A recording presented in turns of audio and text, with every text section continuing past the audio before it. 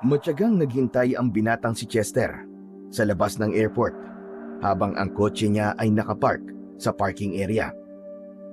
Nang tumingin siya sa kanyang pambisig na relo, ay napangiti siya dahil alam niya na anumang sandali ay darating na ang matalik niyang kaibigan na si Joel, na ilang taon ding nagtrabaho sa isang malaking shopping mall sa Dubai. Hindi nagtagal ay nakita na ni Chester si Joel na lumabas na may dalawang malalaking maleta. Napangiti ng malaki ang dalawa nang magtama ang kanilang mga mata. Sinalubong ni Chester ang kaibigan at binigyan ito ng mabilis na yakap at isang tapik sa likod. Aba, ayos ah! Ikaw na ba talaga yan, pare? Grabe! Ang laki ng pinagbago mo ah! Kutis Amerikano ka na! Ikaw ba naman, pare? Buong oras na magtrabaho sa loob ng air condition na mall, di ba? Sino ba namang hindi puputi dun? Ewan ko na lang. Pero ikaw din ha, ang laki na ng pinagbago mo. Ang laki na ng katawan natin ngayon ha. Yung ba? Dahil lang to sa gym, pare. Sawa na kasi akong tawagin na lampayatot eh. Ano ka ba naman? Ang tagal na nun, pare. Yung mga nanunuksusay nung high school tayo, nasa na ba sila? Ikaw, isa ka ng engineer, di ba? Huwag na nga natin silang pag-usapan, pare. Sandali, yan lang ba ang mga dala mo? Meron pa, pero parating pa lang. Siguro ay sa susunod na linggo pa. Matapos ang maikling kwentuhan, ay inaya na ni Chester si Joel patungo sa kanyang sasakyan upang ihatid ito sa bahay nito na halos katabi lang ng bahay nila. Pinulungan niyang dalhin ang maleta ng kaibigan at pinagkasya nila yon sa likod ng kanyang sasakyan. Hindi nagtagal ay nagmaneho na si Chester habang si Joel naman ay nasa passenger seat. Aba, ang ganda rin itong sasakyan mo, Chester ah. Iba talaga kapag nakapagtapos ng pag-aaral. Kahit hindi na mag-abroad, ay may maayos sa trabaho dito sa Pilipinas. Para namang nagsisisi ka sa pagtatrabaho mo niyan sa Dubai, Joel. Ano ka ba? Mas madiskarte ka sa akin, no? Kita mo nga at naunahan mo pa akong ipagpatayo ng bahay ang mga magulang mo. Saka, second hand lang tong sasakyan ko, no? Kaya minsan, bigla na lamang tinutopak. Saka na lang ako bibili ng brand new kapag natapos ko na yung pinapatayo kong bahay para kina mama at papa. Sa bagay, may punto ka, pare. Nakakatuwa, no? Na ang layo na natin sa dating binatilyo na maasim at mahilig magkating para maglaro ng video games na hinuhulugan ng piso. Sabay na nagkatawanan ang magkaibigan. Itinuon naman ni Chester ang atensyon sa pagmamaneo at hindi niya maiwasang mapangiti nang maalala ang mga kalokohan nila noon ni Joel. Magkababata sila ni Joel. Mula elementary hanggang high school ay magkaklase sila, kaya mas naging matibay ang kanilang pagkakaibigan. Kahit walang pasok sa eskwelahan, ay nakakapaglaro pa rin sila dahil magkalapit lang ang kanilang bahay. Isang bahay lamang ang pagitan ng mga bahay nila. Nang tumungtong na sa kolehiyo si Chester, ay nagtungo sa Maynila si Joel para doon magtrabaho. Simula noon ay hindi na sila nagkaroon ng pagkakataon na magkita. Dahil nang umidad na ng 21 si Joel, ay agad na itong nag-abroad. Ganun pa man, hindi naputol ang koneksyon ng dalawa dahil nauso na rin ng panahon na yon ang cellphone.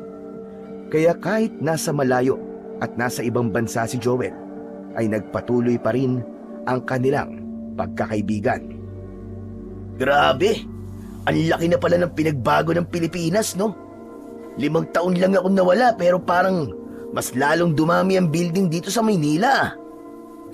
Mas lalo ka magugulat, pre, kapag nakarating na tayo sa barangay natin. Mas maraming nagbago doon. Oo nga pala, pre. Kumusta na kayo ni Irene? Natuloy ba yung plano mong proposal sa kanya?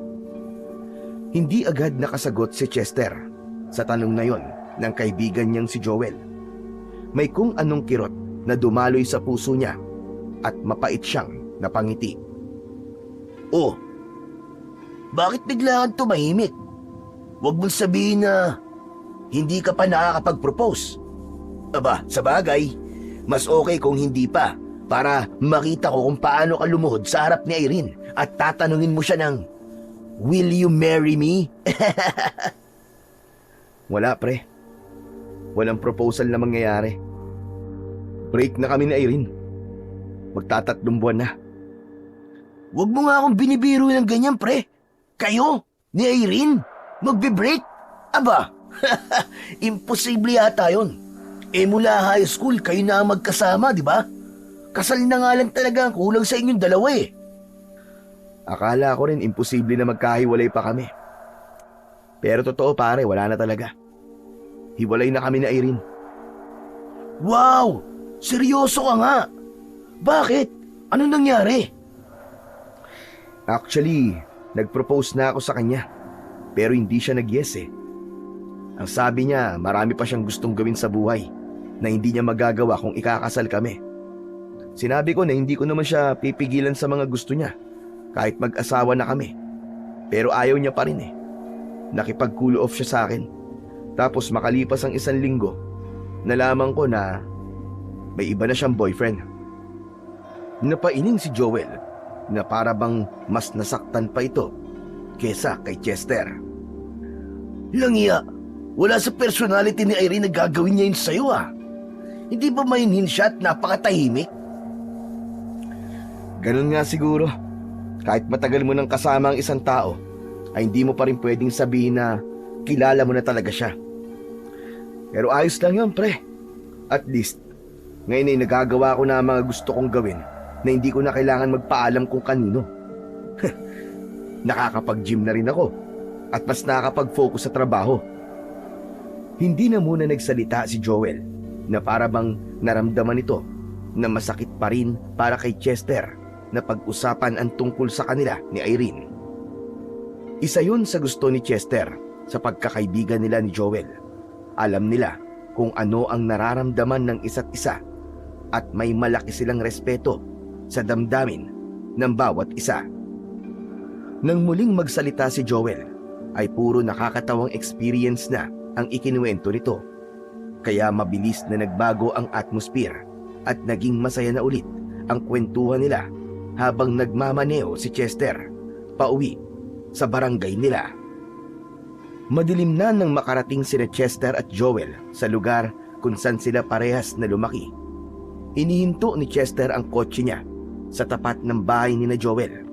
Nauna siyang bumaba upang ibaba ang mga maleta ng kanyang kaibigan. Uy pre, salamat sa pag-aatid mo sa akin ha. Oh, ito pandagdag sa panggas mo. Umiling si Chester nang iabot sa kanya ni Joel ang 3,000 piso. Sira ulo, para kang timang. Itabi mo na lang yan at ipandagdag mo dun sa pupuntahan natin sa weekend. Hindi mo na kailangan magbayad sa pagsundo at paghatid ko sa'yo. Pambihira ka naman, oo. Hindi na kita pipilitin na tanggapin to kasi kilala kita eh. Kapag ayaw mo talaga. Oo nga pala, pag-usapan na lang natin yung lakad natin bukas sa weekend. Pupunta na lang ako sa bahay nyo para ibigay na rin sa mama at papa mo yung mga pasalubong ko sa kanila. Bubuksan ko pa kasi yung bagahe. Yung pasalubong mo sa akin, baka nakalimutan mo ha? Oo, hindi ko nakalimutan. Nandun pa sa parating ko mga bagahe. Pero huwag kang mag-alala kasi nandun yung pabango mo. Ayos! Salamat pre ha. O paano? Una na ako. Saka na tayo magkwentuhan kapag wala ka ng jet lag.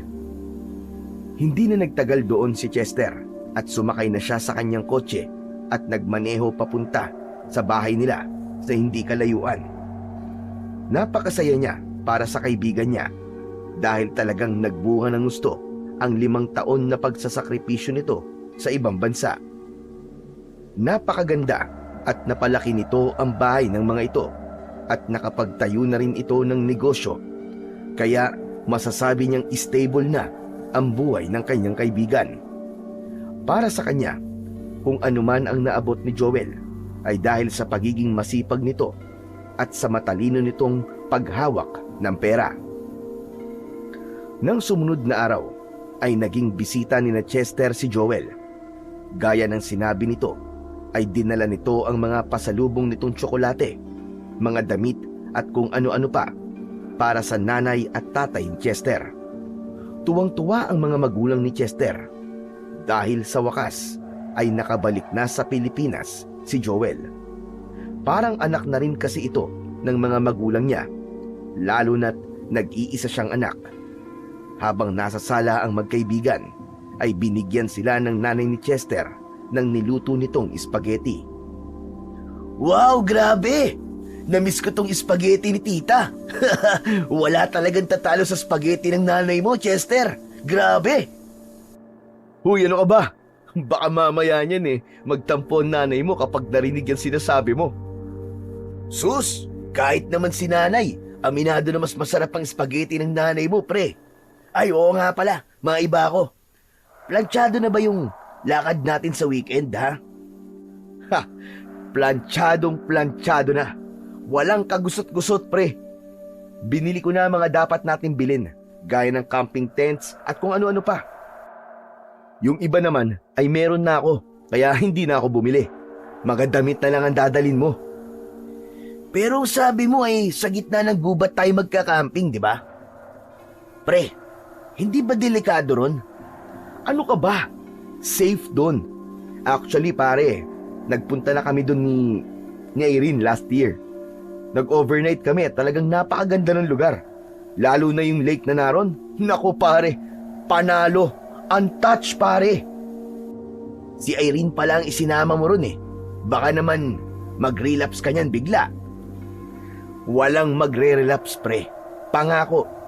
Saka pupunta tayo ron para mag-enjoy, mag-inom at mag-banding. Sige, sabi mo yan ha. Excited na talaga ako pre, for sure. Maganda doon kasi ikaw na mismo nagsabi Pinag-usapan pa nilang dalawa ang mga ibang detalye sa lakad nila sa weekend, gaya ng mga iba pa nilang bibilhin. Kapag silang dalawa ang magkausap, ay mabilis silang nagkakasundo dahil talagang kilala na nila ang isa't isa. Ang camping trip na yon ay matagal na nilang napag-usapan. Nasa Dubai pa lang si Joel ay plinano na nila yon, kaya naman hindi makapaniwala si Chester na magkakaroon na ng katuparan ang plano nilang yon ni Joel. Mabilis na lumipas ang mga araw at dumating na ang araw ng pag-alis ni Chester at Joel. Madaling araw pa lang ay gising na si Chester para ayusin ang ilang gamit na kailangan nilang dalhin.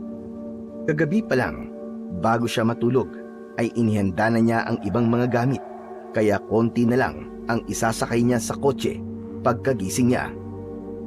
Sa compartment ay naroon ang isang malaking bag na naglalaman ng mga damit niya. Meron din dong portable gas stove, mga delata, instant noodles, bigas, lutuan, tubig na nasa galon. Naroon na rin ang isang malaking tent, 2 sleeping bag at kutsilyo na gagamitin nila sa pagluluto. Sa isang cooler na puno ng yelo ay naroon naman ang beer, mga karne para sa barbecue at ilang frozen goods. Hindi rin niya kinalimutan ang first aid kit para kung sakaling may masugatan sa kanila ay handa sila. Para sa kanya ay sakto na yon sa 2 gabi na pagkakamping nila ni Joel sa gitna ng kagubatan. Pasado 6:00 ng umaga nang dumating si Joel na may bitbit na isang itim na duffel bag. May ngiti ito sa labi at gaya ni Chester ay hindi maitago nito ang excitement. O tara na, sumakay ka na. Parang ang dami mong dala pre Ipapaalala ko lang sa'yo, 2 gabi lang tayo doon ha. Hindi tayo titira sa gubat ng 1 buong taon. Mas okay nang handa, ikaw talaga Panigurado, palagi tayong maglalangoy sa lawa doon. Kaya mas maganda na marami akong damit na dala. Saka hindi ka ba nabibigatan sa mga ginto mong kwintas? Pambihira ka Parang masyado naman yatang marami yan pre. Tapos ang lalaki pa. Siyempre, pinaghirapan kong bili ng mga to Kaya dapat mong i-display. Tumawa si Chester habang sinisiguro na wala na silang nakalimutan. Hindi nagtagal ay pumwesto na siya sa driver's seat habang si Joel naman ay sa tabi niya. Inaandar na niya kagad ang kotse at binuksan ang aircon habang naririnig nila ang paboritong playlist ni Chester na puro mga lumang alternative rock na madalas nilang pinakikinggan nung high school. Walang traffic ng oras na yon at kakaunti pa lang ang mga sasakyan na nasa kalsada. Makalipas ang halos 5 oras na biyahe, ay tila nakaramdam na ng pagkainip si Joel. Malayo pa ba tayo, pre? Parang mauubos na yata ang buong araw natin sa kalsada. Huwag kang mainip, malapit na tayo.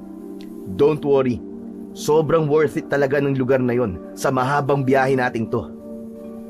Sayang, at hindi pa ako marunong magmaneho. Di sana, napalitan na kita dyan. For sure, pagod ka na, pre. Ano ka ba, ayos lang.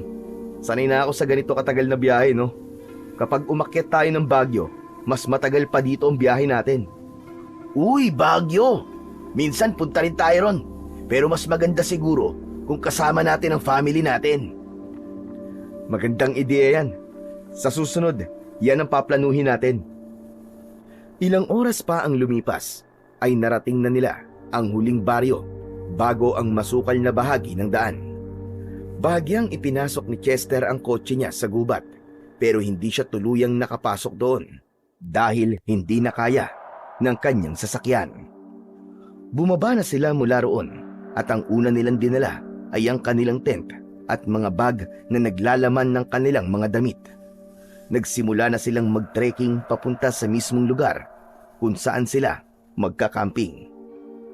Makalipas ang halos kalahating oras na paglalakad sa masukal na daan, ay huminto si Chester sa ilalim ng isang malaking puno ng akasya.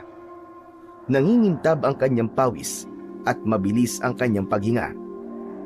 Sa kanilang harapan ay nakita nila ang isang tanawin na bumura sa lahat ng pagod. Isang malawak at malinis na lawa ang bumungad sa kanila. Ang tubig doon ay tila salamin na kumikislap sa ilalim ng araw. Sa paligid ay may mga matatayog na mga puno na parabang tahimik na bantayon ng kalikasan. Kahit tirik ang araw, ay hindi nila ramdam ang init dahil sa dami ng puno sa paligid. O ano? Anong masasabi mo, pare? Pasado ba sa'yo? Pasadong-pasado, pare. Para tayong nasa loob ng postcard, ah. Grabe, tama ka. Worth it nga talaga ang napakahabang biyahe at paglalakad papunta rito. Ang maganda pa niyan, pare, tayo lang ang tao rito. Walang ingay at walang sisita sa atin kahit na ano pa ang gawin natin. Sa atin ang buong lugar na to, pare. Ayos, yan talaga ang gusto ko. Ayoko rin kasi talaga sa masyadong mataong lugar. Matapos yun, ay ibinaba na nila ang mga gamit na kanilang dala at sinimulan na nila ang pagtayo ng tent. Si Joel ang naglatag ng tarp, habang si Chester naman ang nagbuo ng frame. Sanay na sila sa ganung klase ng activity dahil noong kabataan nila ay madalas silang mag-camping sa bundok at doon nagpapalipas ng gabi.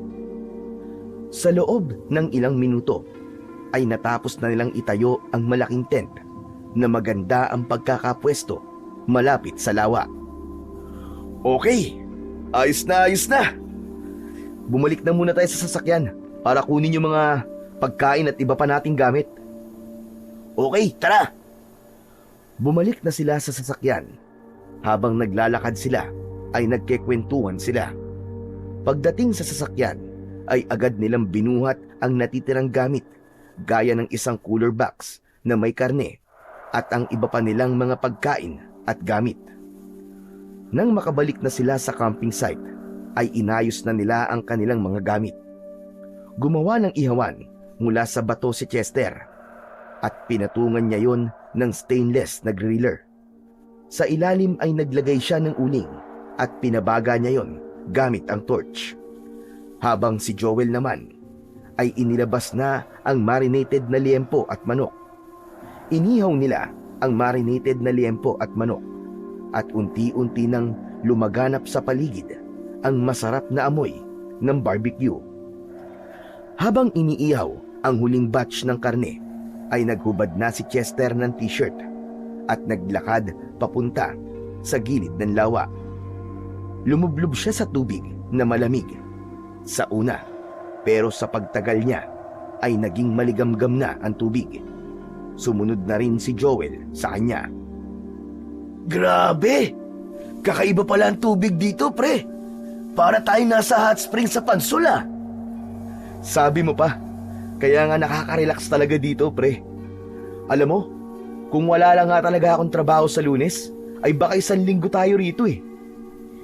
Eh di, tumawag ka na sa boss mo, sabihin mo, magsisick leave ka. Sira ulo. Tsaka paano ako makakatawag?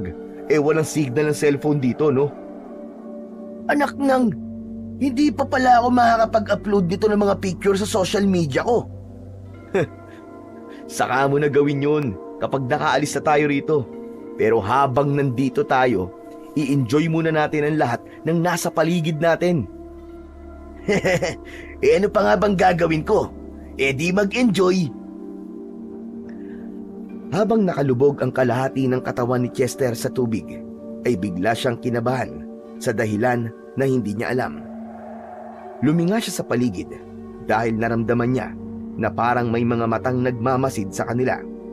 Ngunit wala naman siyang nakitang ibang tao sa paligid. Nawala ang atensyon ni Chester sa pagtingin sa paligid nang bigla siyang sinabuyan ng tubig ni Joel. Natawa siya at gumanti siya sa kaibigan.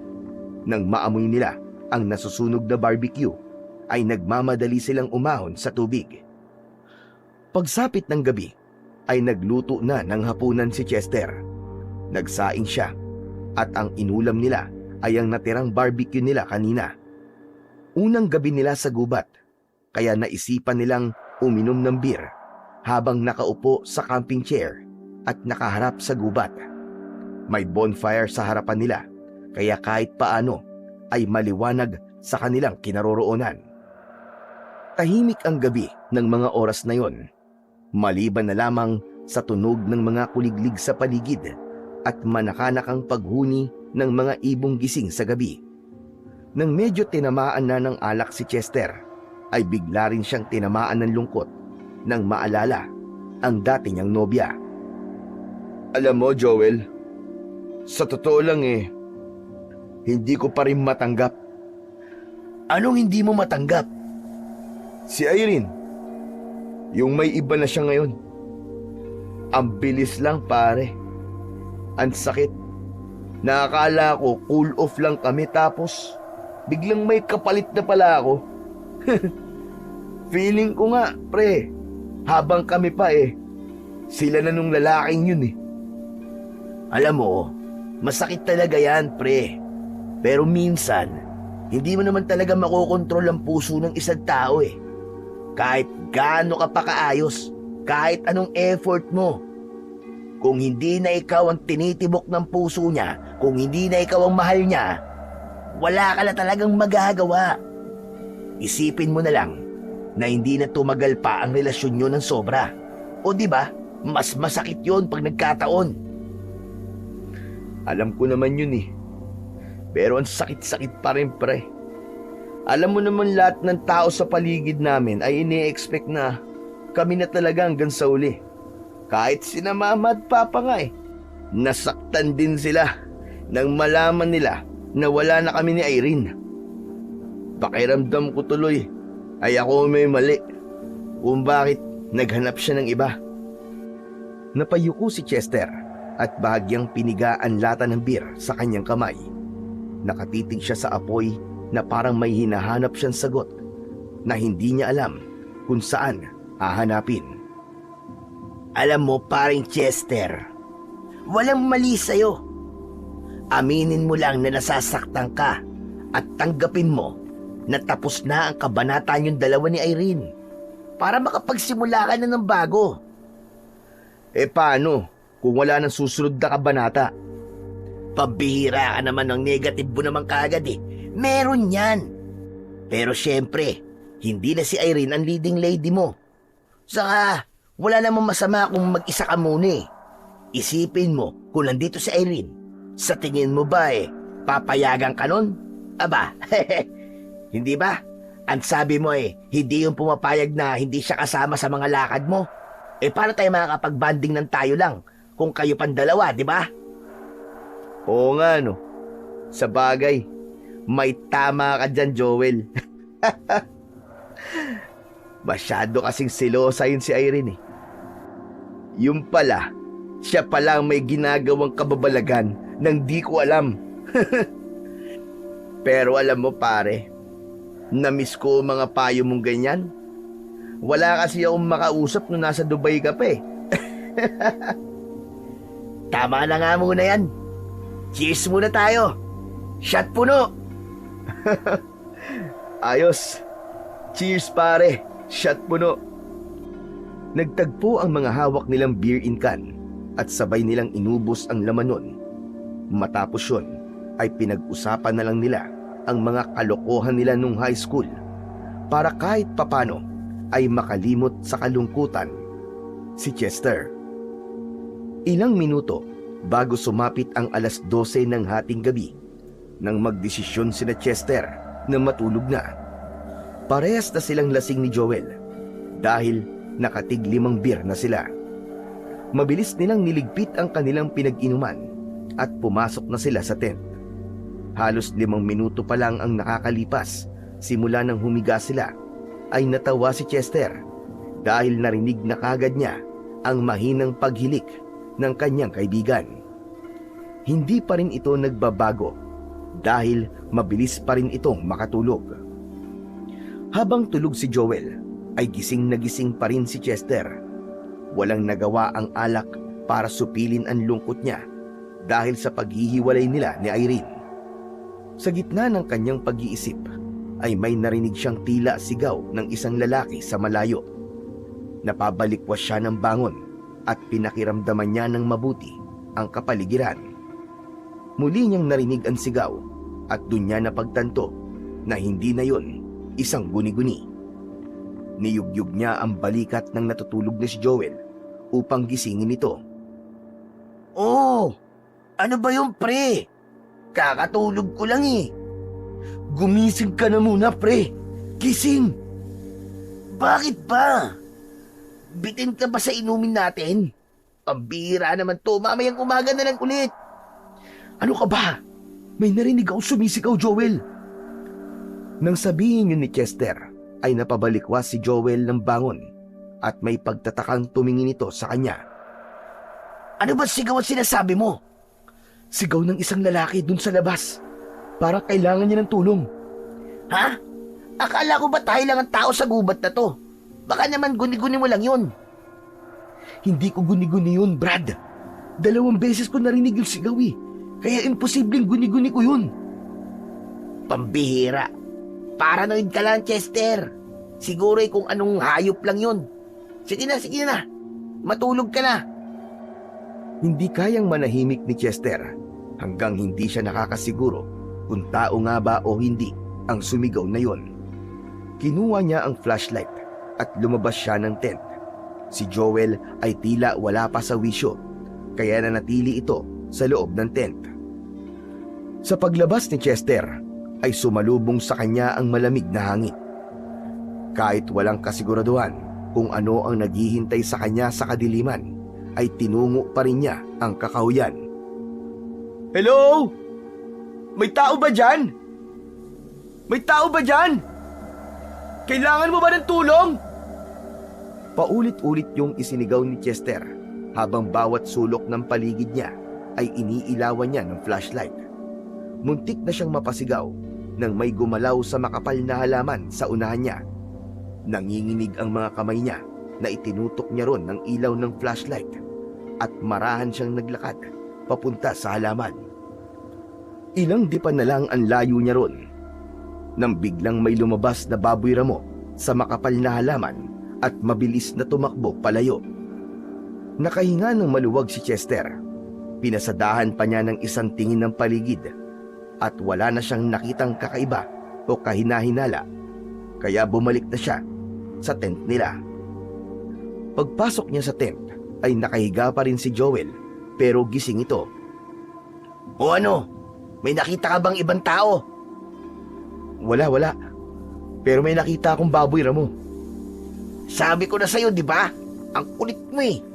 Paranoid ka lang, pre. Ikaw na rin ang nagsabi na walang ibang tao dito kundi tayo lang. Yung sigaw kasi na narinig ko kanina, sigurado akong tao yun. Ang kulit mo talaga. Guni-guni mo lang yun, Chester. Langya ka oh. Nawala tuloy ang antok at pagkalasing ko sa'yo eh. Mahiga ka na nga. Matulog na tayo. Para bukas, marami pa tayong magagawa. Hindi na nagsalita pa si Chester. Naguguluhan man, ay pinili na lang niyang mahiga para makatulog. Pero mas naging mailap ang antok sa kanya dahil sa hindi niya maalis sa isip niya ang narinig niyang sigaw ng isang lalaki. Pagsapit ng umaga, ay naunang nagising si Chester kay Joel. Lumabas siya ng tent at kahit medyo sumisikat na ang araw, ay malamig pa rin ang hangin sa lugar na yon. Agad siyang nagsimulang magluto ng almusal.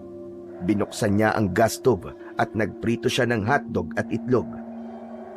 Matapos yun, ay inilabas niya ang loaf bread at inayos yun sa foldable table. Sunod ay nagpakulo siya ng tubig para sa kape. Isinantabi muna niya ang nangyari kagabi dahil ayaw niyang masira ang bakasyon nila ni Joel. Hindi nagtagal ay lumabas na rin si Joel mula sa tent. Naghikab ito at inaya niya na itong mag-almusal. Pagkatapos nilang mag-almusal ay nagpahinga sila ng konti bago sila nagdesisyong maglakad-lakad. May kung anong hatid ang kagubatan na yon para kay Chester, lalo na't kasama niya ang matalik niyang kaibigan. Pre, naalala mo ba yung napag-usapan natin dati nung nasa Dubai ka pa? Yung negosyo na itatayo sana natin? Ah, yung tapsilugan? Oo, yun nga. Hindi ba ikaw ang nakaisip nun? Ano kaya kung ituloy na natin yun? Sure! Gusto ko ng negosyo na hindi puro stress, pare. Simpleng kita pero masaya. Saka gusto ko rin na meron tayong negosyong dalawa. Kailangan lang natin ng maliit na puhunan, pre. May naipon naman ako kung sakali na sisimulan na kagad natin yun. May savings din naman ako, pre. Siguro ay okay na ang perang meron tayo para sa pwesto at mga kakailanganing bilhin. After nitong bakasyon natin, simulan na kagad natin yan. Maghahanap kagad tayo ng pwesto. Ako na sa kusina, ikaw na sa marketing. Oo ba? Pero may isang kondisyon. Ano namang kondisyon yun? Dapat may free tapsilog ako araw-araw, ha? Alam mo naman na paborito ko yung tapa mo eh. Sira ulo ka talaga. Akala ko naman kung ano na. Walang problema. Deal na kagad yan. Tumawa silang pareho. Pero nang sandaling yun, ay tuluyan ng sumikat ang araw. Nagpatuloy sila sa paglalakad habang nagkwekwentuhan. Sinamantala na ni Chester ang bawat oras na nasa lugar sila na yon dahil alam niya na sa sandaling umalis sila ron ay balik na naman siya sa realidad kung saan mas marami ang oras niya sa pagtatrabaho. Matapos nilang umikot sa kagubatan, ay bumalik na sina Chester at Joel sa kanilang camping area. Nagluto na sila ng para sa pananghalian at matapos yun ay maghapon na silang naglangoy at nagbabad sa lawa. Kumuha rin sila ng mga litrato bilang remembrance. Pagsapit ng dapit hapon ay nagsimula na silang maghanda ng panibagong bonfire. Habang humihigop ng kape si Joel, ay abala naman si Chester sa paghahanda ng mga sangkap para sa sinigang na hipon na magiging ulam nila sa hapunan. Nang kumagat na ang dilim, ay nagsindi sila ng ilaw sa tent. Tapos na ring magluto si Chester, kaya kumain na sila ni Joel habang walang tigil ang kwentuhan nila sa kung ano-anong bagay. Habang nakaupo si Chester sa camping chair at nakatanaw sa lawa, ay umupo si Joel sa bakanting upuan sa tabi niya. Inabutan siya nito ng malamig na beer na nasa bote. Bukas na yon, kaya agad niya yung tinungga. Maglalasing pa ba tayo ngayong gabi? Ipapaalala ko lang sa'yo ha. Napaalis na tayo bukas. Magdadrive pa ako. Kahit isa o dalawang bote lang, pre. Pampantok lang. Muling tumingin si Chester sa lawa at bumuntong hininga. Narinig niya ang mahinang pagtawa ni Joel, kaya napalingon siya rito. Ang lalim naman ng paghinga mo. May iniisip ka ba ulit? Wala. Masaya lang ako kasi nakabalik ka na dito sa Pilipinas. Alam mo namang ikaw lang ang kaibigan ko, di ba? At least ngayon, mas madalas na tayong makakapag-banding. Tama ka dyan, Chester. Marami pa tayong pupuntahan na lugar at baka nga bumalik pa tayo dito eh. Malay mo, pagbalik natin dito ay kasama na natin ang mga girlfriend natin, di ba? Hindi pre. Ayoko na muna sigurong magkaroon ng girlfriend. Magpo-focus muna ako sa trabaho at saka sa tapsilugan natin. Magsasalita pa sana si Joel, pero nakarinig sila ng papalapit na yabag sa kanila. Nagkatinginan silang dalawa at sabay na tumayo. Nanlaki ang mga mata ni Chester nang makita nila ang isang dugoang lalaki na pasuray-suray na naglalakad. May hawak itong mahabang bagay na hindi niya mawarian kung ano. Biglang natumba ang matandang lalaki. Sumubsob ito sa lupa, pero agad din itong nag-angat ng ulo at itinaas ang isang kamay. Tulugan niyo ko! Tulugan niyo ko! Lalapitan sana ni Chester ang matandang lalaki, pero pinigilan siya ni Joel. Hinawakan nito ang braso niya. Huy! Anong gagawin mo, pre? Tutulungan ko yung matanda. Sabi ko na nga ba may ibang tao rito eh. Nagdali lang, pre. Baka kung ano yan. Hindi ba may mga ganyang modus na kunwari kailangan ng tulong, tapos magdanakaw pala? Pambihira. Ikaw pala ang paranoid sa ating dalawa, Joel eh. Tignan mo nga. Duguan siya. At mukhang maraming sugat. Dali, ilabas mo yung first aid kit sa bag ko. Bilisan mo. Halatang may pagdadalawang isip na sumunod si Joel, habang si Chester naman ay nilapitan na ang matandang lalaki at dun niya nakita ang maraming kalmot at kagat sa katawan nito. Hindi na muna siya nagtanong at tinulungan niyang makatayo ang matandang lalaki. Inalalayan niya ito at dinala sa loob ng kanilang tent. Doon ay hawak na ni Joel ang first aid kit. Gulat na gulat ang reaksyon ni Joel, habang si Chester naman ay pilit na nagpapakalma. Tatang, huhubarin ko po ang damit nyo ha. Pasensya na po, pero kailangan ko pong linisan ang sugat nyo gamit ang alkohol. Tulugan niyo ko. Parang awa niyo na. Huwag niyo kong ibibigay sa kanya. Tatang, kumalma po muna kayo. Ligtas na po kayo. Anong nangyari sa kanya, pare? Ang dami niyang kagat at kalmot. Inatake ba siya ng isang mabangis na hayop? Hindi ko rin alam, pre. Mamaya na natin siya kausapin. Tulungan mo muna akong linisin ang mga sugat niya sa katawan. Nagulat si Chester nang biglang hinawakan ng matandang lalaki ang braso niya. Nanlalaki ang mga mata na tinitigan siya nito. Kinilabutan siya sa paraan ng pagtitig ng matandang lalaki sa kanya. Ramdam niya ang labis na takot nito. Tatang, bakit po? Kapag may binatang naghanap sa akin, ay huwag niyong sasabihin na nandito ko. Sabihin niyo na hindi niyo ako nakita. Papatayin niya ako. Hindi lang ako, kundi pati na rin kayong dalawa. Yan na nga ba ang sinasabi ko, pre? Problema ang dala ng matandang yan. Dapat hindi mo na siya tinulungan. Pabayaan na natin siya. Tumahimik ka nga muna, Joel. Muling ibinalik ni Chester ang atensyon niya sa matandang lalaki na duguan. Kung ganun, tatang, may gusto pong pumatay sa inyo. Kailangan po nating humingi ng tulong sa mga pulis. May sasakyan po kami. Yung po ang gagamitin natin para makaalis dito at madala po kayo sa ospital. Pare, ano ka ba? Huwag ka maniwala kagad sa sinasabi ng matandang yan. Baka mamaya modus nga lang yan. Itinaas ni Chester ang isa niyang kamay. Sumenya siya kay Joel na tumahimik muna ito dahil tila meron siyang narinig na yabag na papalapit sa kanilang tent. Hanggang sa naging malinaw na ang mga yabag, mas lalong tumindi ang takot sa mukha ng matandang lalaki. Sigurado ko, siya na yan. Paparating na siya. Huwag po kayo mag-alala, Tatang. Kami pong bahala. Dito lang po kayo. At kahit na anong mangyari, huwag po kayong lalabas o gagawa ng ingay. Hindi nagtagal ay nakakita sila ng anino ng isang lalaki sa labas ng tent. Tahimik nilang pinahiga ang matandang lalaki at tinakpan nila ito ng 2 sleeping bag. Huminga muna ng malalim si Chester bago siya lumabas ng tent. Agad na sumunod naman sa kanya ang kaibigan niyang si Joel.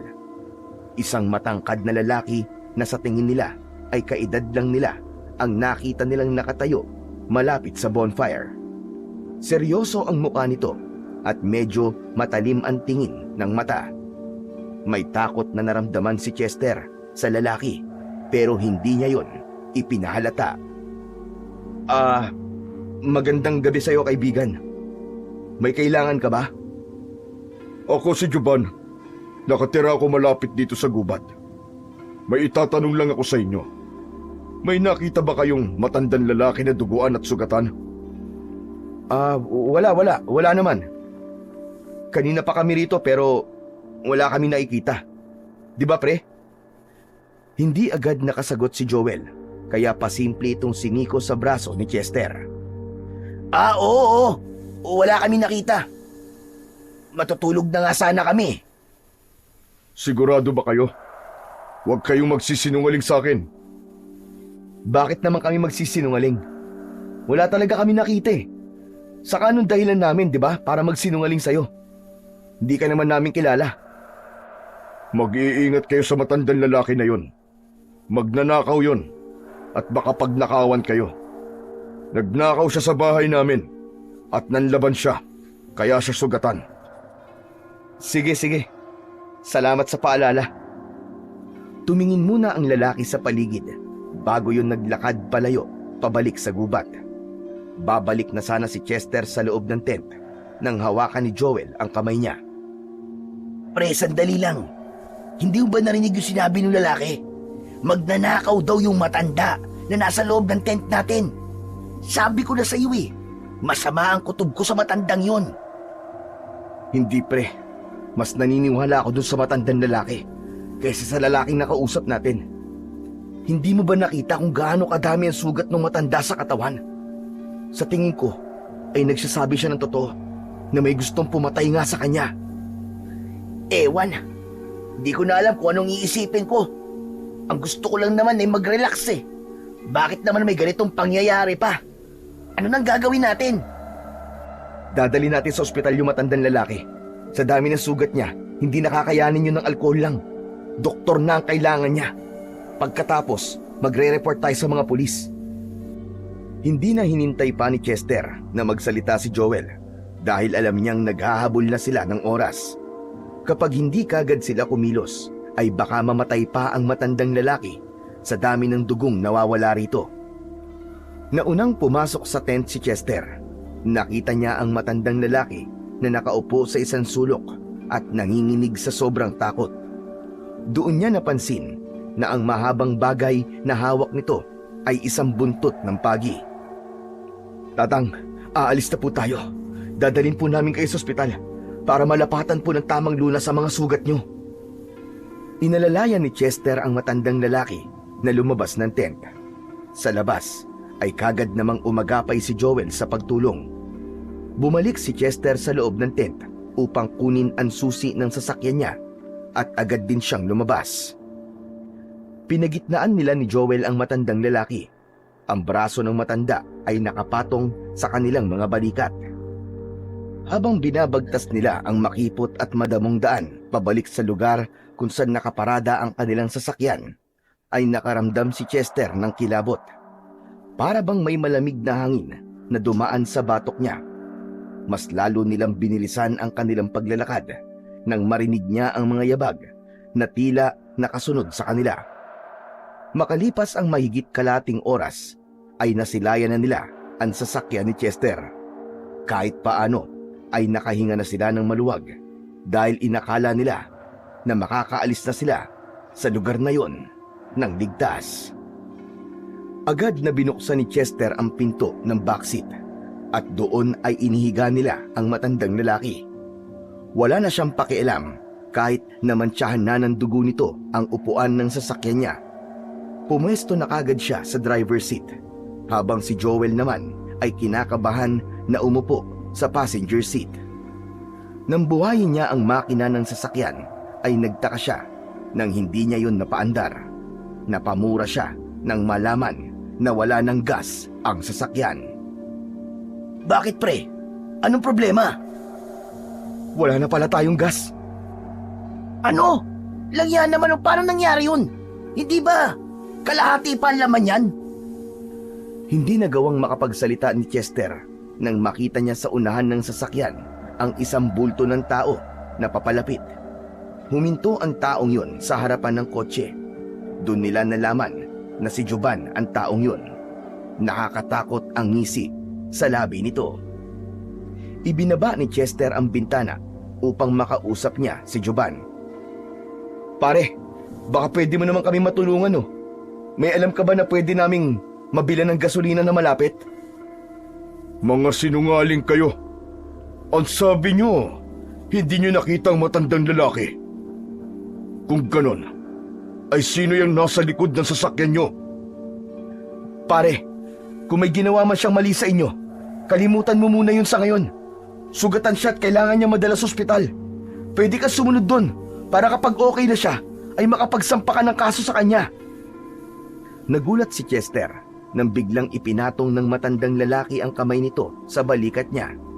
Nang lingunin niya ito, ay nakita niya na may inaabot itong isang kwintas na may palawit na bato na kulay pula at bahagyang kumikislap. Huwag po kayo mag-alala, Tatang. Papakiusapan ko po siya para hindi niya na tayo saktan. Hindi siya makikinig sa inyo. Kunin mo ang kwintas na ito at isuot mo. Gamitin mo para labanan siya. Hindi ko na kayang makipaglaban sa kanya dahil masyado na akong maraming sugat. Napalingon si Chester sa unahan nang muling magsalita si Jovan. Bibigyan ko pa kayo ng pagkakataon na isuko nyo sa akin ang matandang lalaki. Kapag ginawa nyo yun, ay hahayaan ko kayong makaalis ng buhay sa gubat na ito. Pare, ibigay na natin ang matandang yan. Hindi naman natin niya kilala eh. Baka kung ano pang gawin sa atin ng Jovan na yan, pre. Ayoko pang mamatay. Marami pa akong gustong gawin sa buhay ko. Tanggapin mo na ang kwintas na ito. Kakailaganin mo ito para labanan ng aswang na yan. Natigilan si Chester nang marinig niya ang salitang aswang mula sa matandang lalaki. May pagtataka siyang napatingin dito. Ano, Tatang? Sino po ang aswang na tinutukoy niyo? Si Jovan, ang lalaking nasa unahan natin. Isa siyang aswang. Matagal ko na siyang tinutugis dahil siya ang dahilan ng patayan sa baryong malapit sa gubat na ito. Pero sa pagkakataon na ito, ay nagkaroon siya ng lamang sa akin. Kaya labis akong nasugatan sa laban namin sa gubat. Nararamdaman kong hindi na ako magtatagal at kailangan ko nang ipasa sa iyo ang mutya ng apoy. Kinuha ng matandang lalaki ang kamay ni Chester at isiniksik nito roon ang kwintas na hawak nito. Isuot mo ang kwintas na yan, iho, at bibigyan ka niya ng kakaibang lakas at kapangyarihan. Magagawa mong kontrolin ang apoy. Gamitin mo ang kakayahan na yan para patayin si Jovan. Inabot din ng matandang lalaki ang hawak nitong buntot ng pagi at anito ay mabisa yung panlaban sa aswang. Magtatanong pa sana si Chester sa matandang lalaki pero lumaylay na ang ulo nito. Kinakabahan siya dahil naisip niya na baka sa dami ng dugo na nawawala rito ay binawian na ito ng buhay. Pinulsuhan ito ni Chester at nang hilakbot siya nang malaman na wala na nga itong pulso. Indikasyon napatay na ang matandang lalaki. Bakit pre? Ano nangyari? Wala na siya, pre. Patay na yung matanda. Pare, hindi na maganda ang kutob ko sa nangyayari. Ubus na ang oras na ibinigay ko sa inyo. Binigyan ko na kayo ng pagkakataon. Pero masyado kayo nagmamatigas. Pagsisisihan nyo ito ngayon. Nadali pre, kakausapin ko siya. Kailangan niyang malaman na patay na ang matandang gusto niyang kunin. Joel, huwag kang lalabas! Ngunit huli na, binuksan na ni Joel ang pinto ng kotse at bumaba na ito bago pa ito mapigilan ni Chester. Isinarado ni Joel ang pinto ng kotse pero hindi ito umalis sa tabi nun. Brad, patay na ang matandang lalaki. Ang dami ng dugong nawala sa kanya at mukhang hindi niya nakinaya. Ibibigay na lang namin ang bangkay niya sa'yo kung yun ang gusto mo. Ano ka mo? Bangkay? At ano namang gagawin ko sa isang bangkay? Kung ibinigay niyo sana siya sa akin kagad, ay hindi siya mamamatay. Ako ang dapat na pumatay sa matandang yon. Sinira niyo ang paglalaro ko sa kanya. Pero sa bagay, kayong dalawa na lang ang paglalaroan ko. Bago pa man makagalaw si Joel, ay biglang nagbago ang anyo ni Juban. Sa isang kisap mata, ay nag-anyong halimaw ito na may mapupulang mga mata at matutulis na mga ngipin. Mula sa loob ng kotse ay labis na kinilabutan si Chester. Hindi siya makapaniwala na totoo ang sinabi ng matandang lalaki na isa ngang aswang si Juban. Mabilis na sinunggaban ng aswang si Joel. Natumba ang dalawa at hindi na nakita ni Chester kung ano ang nangyari. Nang marinig niya ang sigaw ni Joel, ay napagtanto niya na kailangan na niyang lumabas ng sasakyan upang tulungan ang matalik niyang kaibigan. Lalabas na sana siya nang maalala niya ang kwintas na ibinigay sa kanya ng matandang lalaki. Walang pagdadalawang isip na isinabit niya yon sa kanyang leeg. Isang matinding init ang dumaloy sa kanyang dibdib na unti-unting gumapang sa kanyang buong katawan. Para siyang nilalamon ng apoy, pero kahit katiting na sakit ay wala siyang naramdaman. Matapos yun, ay bumaba na si Chester ng kotse habang tangan sa kanang kamay ang buntot ng pagi. Pare! Pare, tulungan mo ako! Ayoko pang mamatay! Nagmamadaling nagtungo si Chester sa kinaroroonan ni Joel. Napatda siya nang makita na nasa ibabaw na ni Joel ang aswang. Kinakagat ng aswang ang kaibigan niya sa balikat nito. Akmang hahampasin na sana niya ng buntot ng pagi ang aswang, pero bigla itong lumingon at umangil na parang isang mabangis na hayop. Puno na ng dugo ang bibig nito. Ngunit imbis na masindak, ay mas lalong tumapang si Chester. Buong lakas niyang hinampas ang aswang at lumatay ang buntot ng pagi sa mukha nito.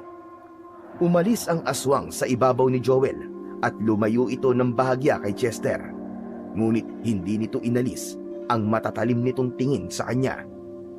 Alam ni Chester na dapat sa sandaling yun ay natatakot na siya.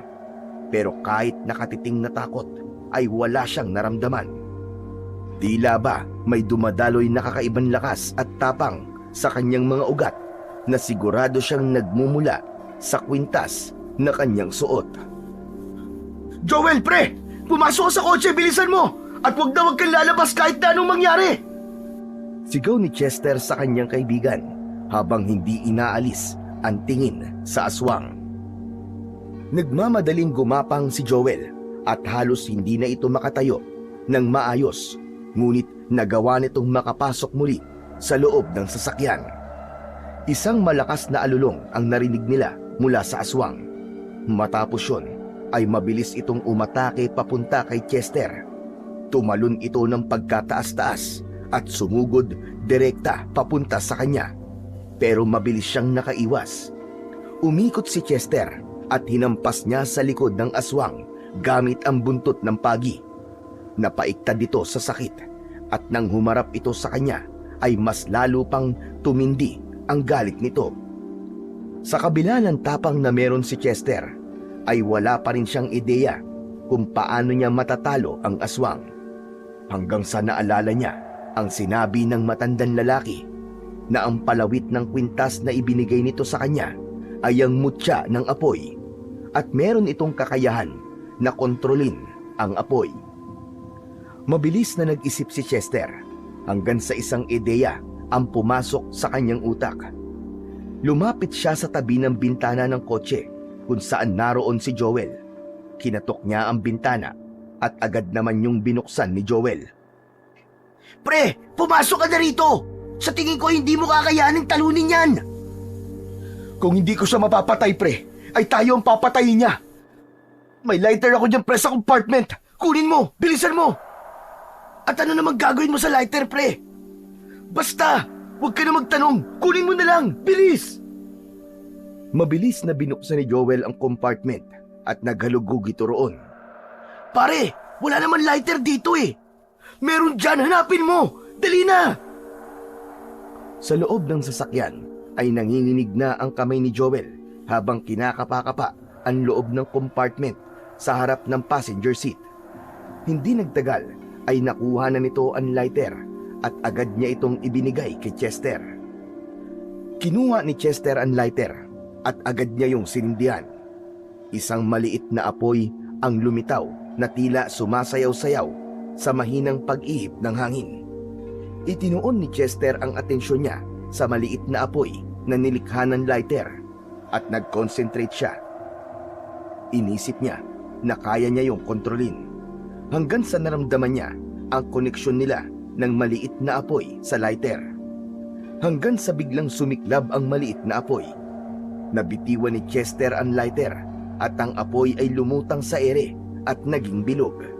Naglalagablab yun at sigurado siya na kahit na anong dapuan ng apoy na yon ay magiging abo. Labis na namangha si Chester. Doon pa lang ay napatunayan niya ng totoo nga ang kapangyarihan ng mutya ng apoy na ibinigay sa kanya ng matandang lalaki. Hanggang sa nakita niya ang aswang na umatras at mukhang tatakas na. Mabilis na hinawakan ni Chester ang apoy nang hindi siya napapaso. Malakas niya yung ibinato sa aswang at tumama yon sa dibdib nito.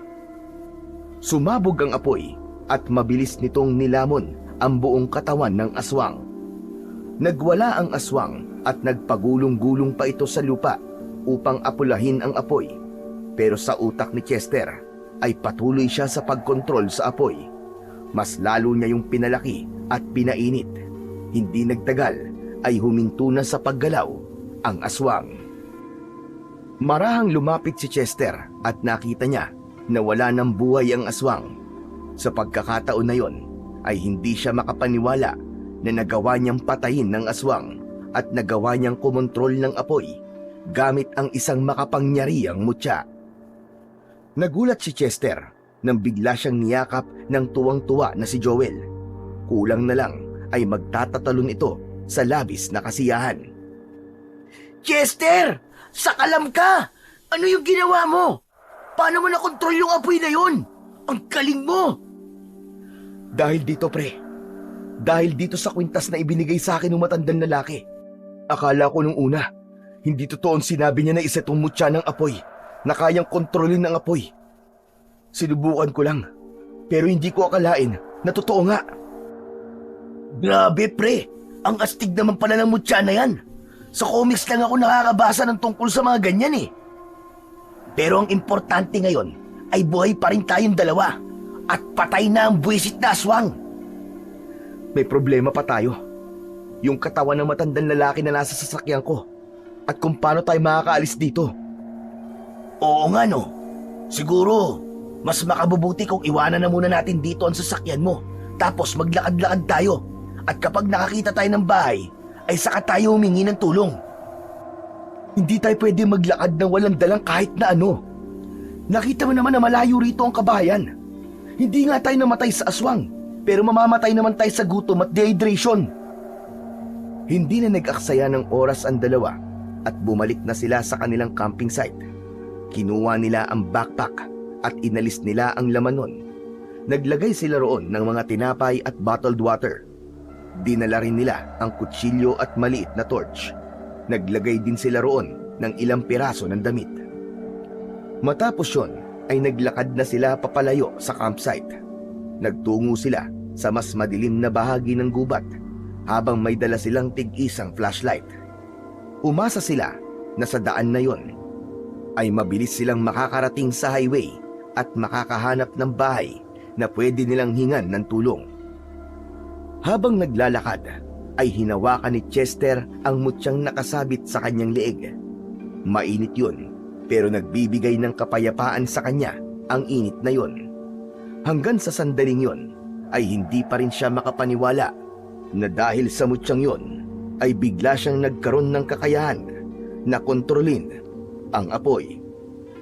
Halos 1 oras pa lang ang nakakalipas simula nang umalis sina Chester sa camping site nang biglang bumuhos ang napakalakas na ulan.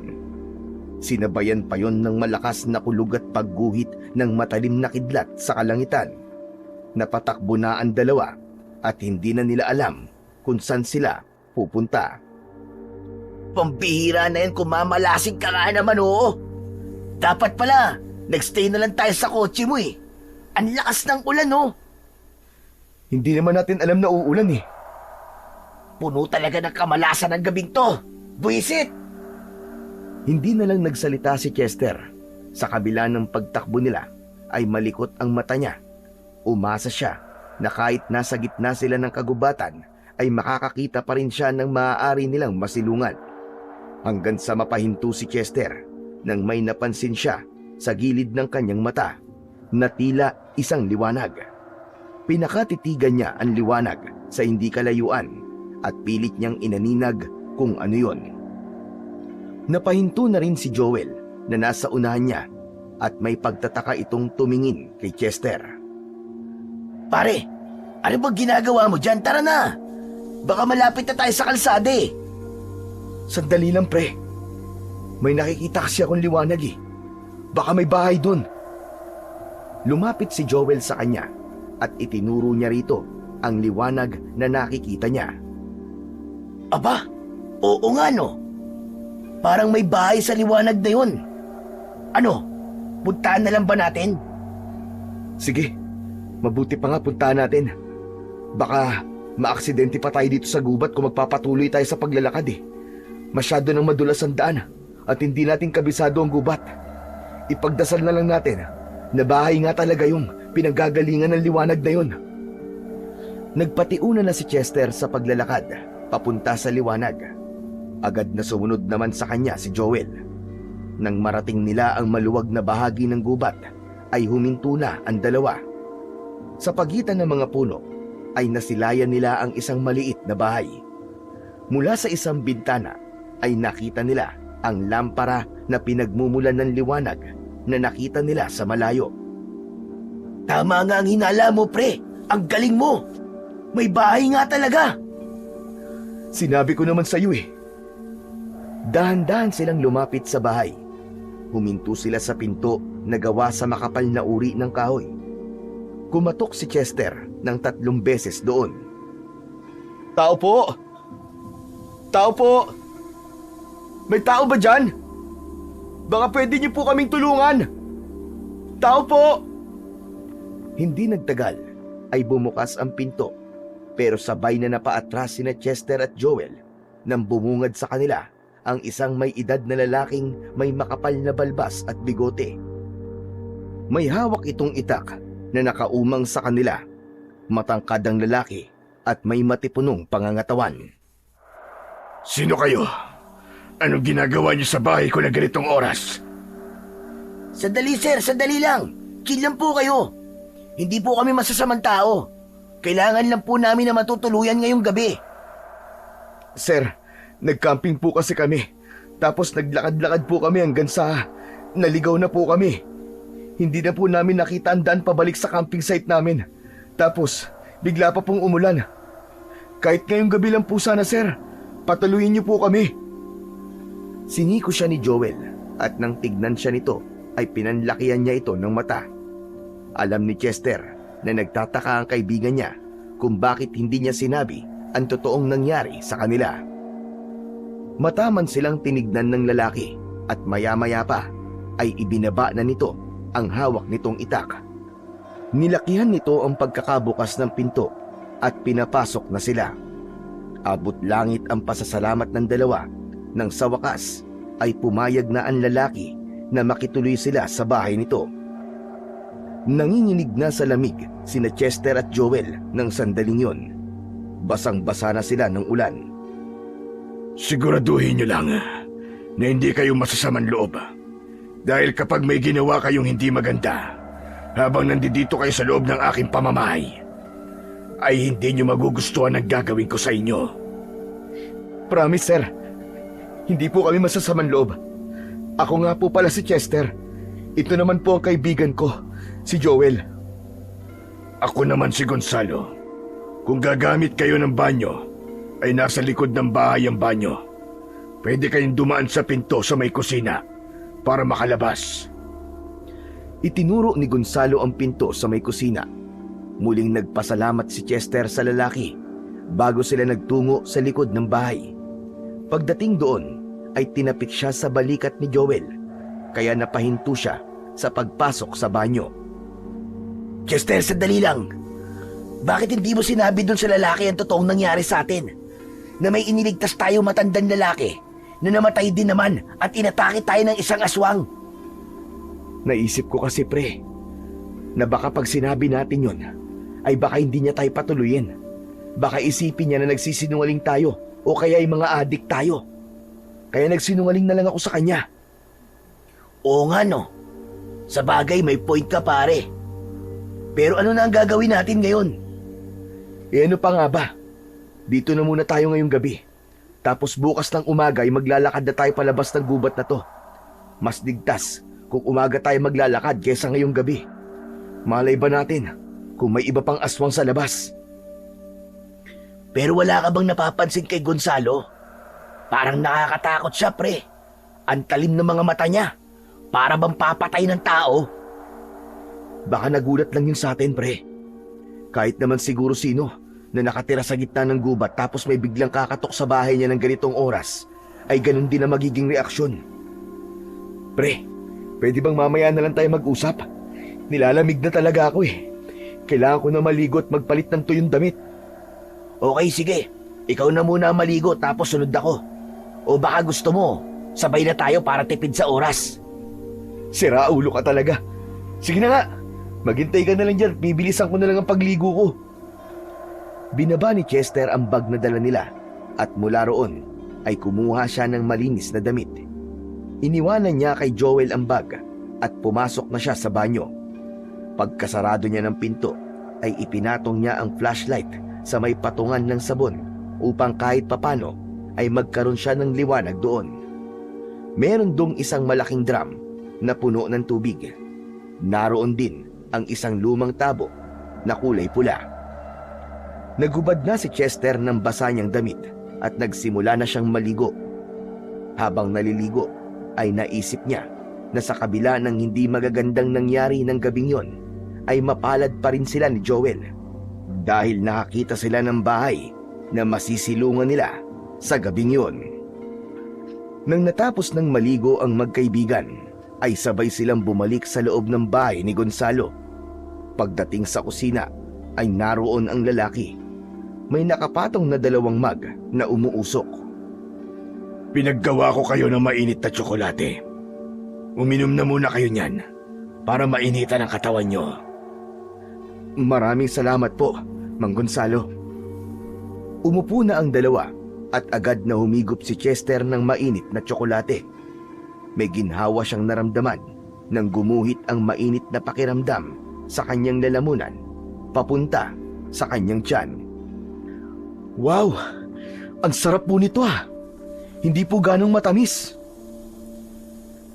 Mang Gonzalo, wala naman po itong lason o pampatulog, di ba? Kung wala kayong tiwala sa akin, ay makakaalis na kayo. Ako nga ang dapat na magduda sa inyo dahil kayo ang bigla na lang kumatok dito sa bahay ko ng ganitong oras. Huwag niyo pong pansinin yung kaibigan ko. Mapagbiro po talaga yan eh. Pasensya na po kayo. Pwes, hindi ako natutuwa sa birong ganon. Nako, sorry po, Mang Gonzalo. Hindi na po ako magbibiro ulit. Tinignan ni Chester si Joel at pinanlakihan niya ito ng mata. Alam niya na biro lang yun para kay Joel, pero mukhang si Gonzalo ang taong hindi pwedeng biruin dahil sa ekspresyon lang ng mukha nito ay masasabi niya na masyado itong seryosong tao. Habang umiinom ng mainit na tsokolate ang magkaibigan, ay napansin naman ni Chester na naglalabas na ng banig, unan at kumot si Gonzalo mula sa isang kwarto at inilagay nito yon sa sahig sa sala. Napatingin siya kay Joel nang sitsitan siya nito. "Oh, ano na naman yan sasabihin mo? Itikom mo na nga muna yung bunganga mo pare, please lang. Ipapahamak tayo niyan eh." Joke lang naman yun eh. Malay ko bang hindi pala marunong tumanggap ng biro si Mang Gonzalo. Ang bilis niya palang mapikon. Alam mo pre, iba-iba kasi ang tao. Hindi lahat ay pwede mo kagad biruin, lalo na at hindi pa kayo close. Magsasalita pa sana si Joel, pero nakita nila na palapit na si Gonzalo sa kanila, kaya tumigil na muna sila sa pag-uusap. Pasimpleng sinulya pa ni Chester si Joel at pinanlakihan niya ito ng mata dahil baka bigla na naman itong magsalita ng kung ano-ano na ikagagalit ni Gonzalo. Tapos na ba kayo dyan? Maglatag na lang kayo ng banig sa sala. At kung inaantok na kayo, ay matulog na kayo. Sige po, Mang Gonzalo. Maraming salamat po talaga sa inyo. Tumangulang ito at tinalikuran na sila nito. Nang pumasok na si Mang Gonzalo sa nag-iisang silid sa bahay na yon, ay inubos na ng magkaibigan ang mainit na tsokolate. Hinugasan na rin ni Chester ang mga baso habang si Joel ay naglalatag na ng mahihigaan nila sa sala. Dahil sa sobrang pagod sa mga nangyari kanina, ay agad na nakatulog sina Chester at Joel. Hindi na nila kailangan ng electric fan ng mga oras na yon dahil malamig na ang hangin sa loob ng bahay.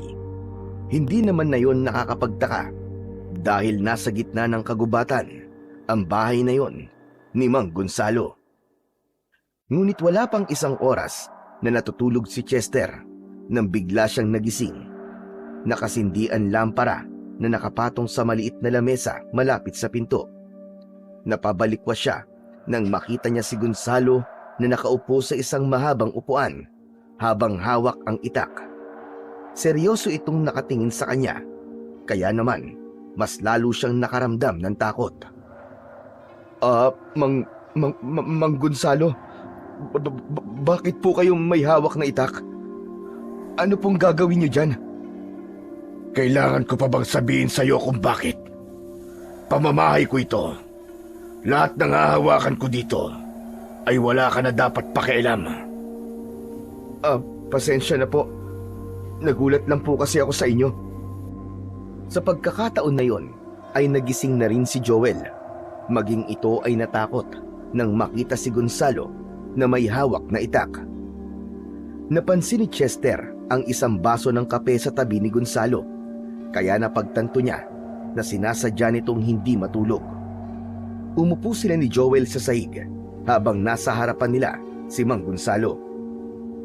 Mang Gonzalo, bakit po pala hindi pa kayo natutulog? Madaling araw na po yata ah. Hindi pa ako inaantok at hindi ko kayang matulog hanggang wala pa rito ang anak ko. May anak po kayo, Mang Gonzalo? Kasasabi ko lang, di ba? Mang Gonzalo, ilan po ang anak nyo? Saka, nasan po pala ang asawa nyo? Isa lang ang anak ko. Isang lalaki. Ang asawa ko naman ay matagal ng patay. Sorry po kung natanong ko pa po. Pero nasan po ba ang anak nyo ngayon? At hanggang ngayon po hindi pa rin siya umuwi. Ang sabi niya, may gagawin lang siya. Ang totoo niyan 2 gabi nang hindi siya umuwi. Hindi po kaya nabiktima na po siya ng aswang? Agad na siniko ni Chester sa tagiliran ang kaibigan. Napaaray ito. Nang tumingin siya kay Gonzalo, ay may gulat sa mukha nito. Kinabahan siya sapagkat baka hindi nito nagustuhan ang sinabi ni Joel. Natakot siya na baka tuluyan na silang paalisin ni Gonzalo sa bahay nito. Patuloy pa rin ang malakas na ulan sa labas, kaya sila ang magiging kawawa kung paaalisin sila roon. Mang Gonzalo, huwag niyo na lang pong pansinin ang sinasabi nitong kaibigan ko. Joel naman, pwede bang tumahimik ka na lang? Teka lang. Alam niyong may aswang sa gubat na ito. Nakita niyo ba ang aswang? Naisip ni Chester na sabihin na wala silang nakitang aswang, pero naunahan naman siyang magsalita ni Joel. Opo, nakita po mismo namin ang aswang. Ang totoo nga po niyan may isang matandang lalaki na sugatan na humingi sa amin ng tulong. Ang sabi niya ay inatake daw po siya ng aswang. Tapos nung malapit na po siyang mamatay, ay ibinigay ng matanda sa kaibigan ko yung ano nga ba yun? Tama, yung mutya ng apoy. Hinawakan ni Joel ang mutya ng apoy na nakasabit sa leeg ni Chester, pero agad nito yung binitiwan at sinipsip nito ang mga daliri. Aray! Ang init pala niyan. Parang nagbabagang uling Bakit mo kasi hinawakan? Hindi naman sa ito binigay. Napansin ni Chester na titig si Gonzalo sa mutya ng apoy. Bagya siyang nakaramdam ng kaba dahil doon. Ang pangalan pa ng matandang tinutukoy niyo ay Mang Arman. Hindi po namin alam Hindi na po namin natanong ang pangalan niya kasi sobrang bilis po ng mga pangyayari. Kung ganon, ay hindi pala totoong naliligaw kayo. Ano ba talaga ang totoong nangyari sa inyo? Mas lalong kinabahan si Chester sa biglang pagtataas ng boses ni Gonzalo. Mang Gonzalo, opo.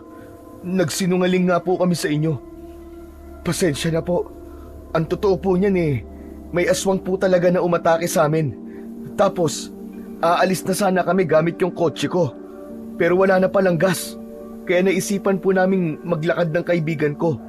Hanggang sa umulan naman po at napadpad po kami rito sa bahay nyo. Yun po talaga ang totoo. Wala na pong halong kasinungalingan yun.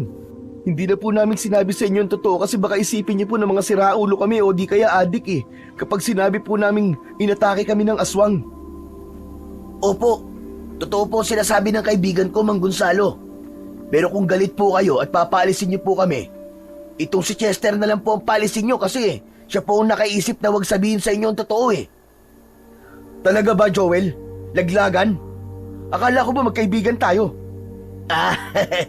Joke lang. Joker ako, di ba? Muling tumingin sina Chester at Joel kay Mang Gonzalo. Sa pagkakataon na yon, ay hindi na niya mabasa kung galit ba ito sa kanila o hindi. Walang reaksyon ang mukha ng lalaki. Matiim lang itong nakatingin sa kanila.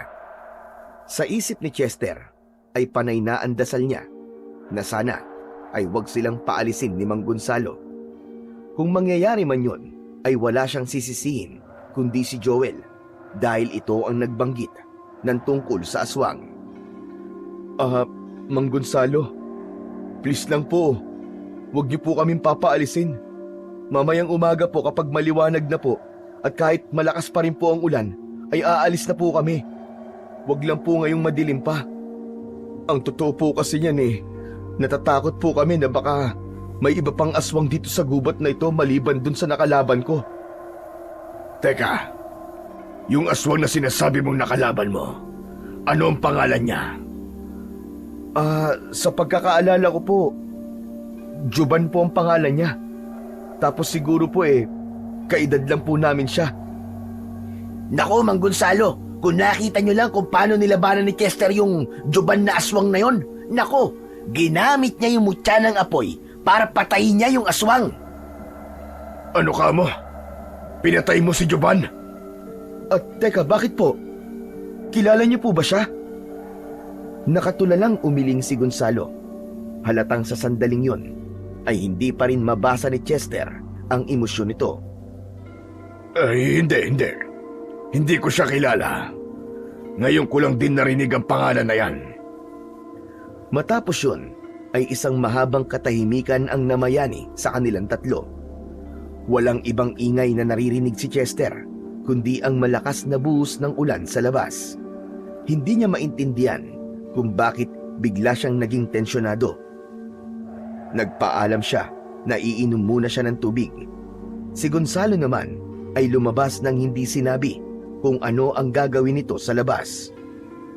Nagpunta si Chester sa kusina.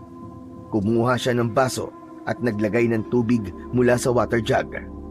Matapos niyang uminom, ay napansin niyang bahagyang nakabukas ang kwarto ni Mang Gonzalo. Lalagpasan lang niya sana yon, pero tila may boses sa loob ng utak niya na nagsasabing pumasok siya sa kwartong yon. Kahit alam niyang may posibilidad na magalit si Mang Gonzalo kapag nakita nitong pumasok siya roon nang hindi nito alam, ay pumasok pa rin si Chester. May isang lampara na nakasindi sa isang sulok. Meron doong isang papag na para sa 2 tao.